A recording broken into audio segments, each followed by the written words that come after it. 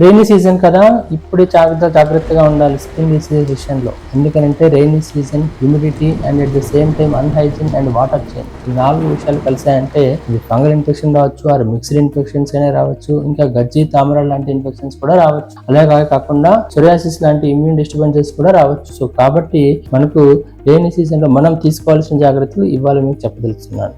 వీటన్నిటికి సంబంధించిన జాగ్రత్తలు ఈ రోజు నేను మీకు చెప్తున్నాను. ఒకటి, యాంటీసెప్టిక్ బాడీ వాషెస్ కానీ లేదంటే మనకి చక్కగా బాడీ క్లెన్సర్స్ కానీ వాడడం అనేది వెరీ ఇంపార్టెంట్. నెక్స్ట్ ఏంటంటే మనకి అలర్జీస్ రాకుండా స్కిన్ కానీ బాడీని కానీ ఎక్కువగా డ్రైగా ఉంచడం ఇంపార్టెంట్. ఎందుకంటే మనకి ఎంత వెట్గా ఉంటే హ్యూమిడిటీ అంత పెరిగేసి సెకండరీ ఇన్ఫెక్షన్ ఛాన్సెస్ ఉంటాయి. మూడోది, రెయినీ సీజన్ కదా, బట్టలు సరిగా ఆరవు. సో కాబట్టి పొడి దుస్తులు వేసుకోవడం అనేది కూడా చాలా ఇంపార్టెంట్. నాలుగోది ఏంటంటే కొంచెంగా ఇన్ఫెక్షన్ వచ్చినప్పుడు లోకల్ ఫార్మసీలో ఏది పడితే ఆ క్రీమ్ వాడేసి దాన్ని ఇంకా పొడిగించుకోకుండా ప్రాపర్గా డాక్టర్ని కలిసేసి ట్రీట్మెంట్ తీసుకుంటే ఇంకా బాగుంటుంది. సో చూశారు కదా, మనకి సంబంధించినటువంటి ఏమైనా ఇన్ఫెక్షన్స్ వచ్చాయా, అది మనకి నెక్ నుంచి, గ్రాయిన్ నుంచి and at the same time armpits నుంచి ఎక్కడైనా ఉన్నాయా, అండ్ పర్టికులర్లీ నెయిల్ సమస్యలు కూడా ఏమైనా ఉన్నాయా? Let me know. Your doctor Nagaraj.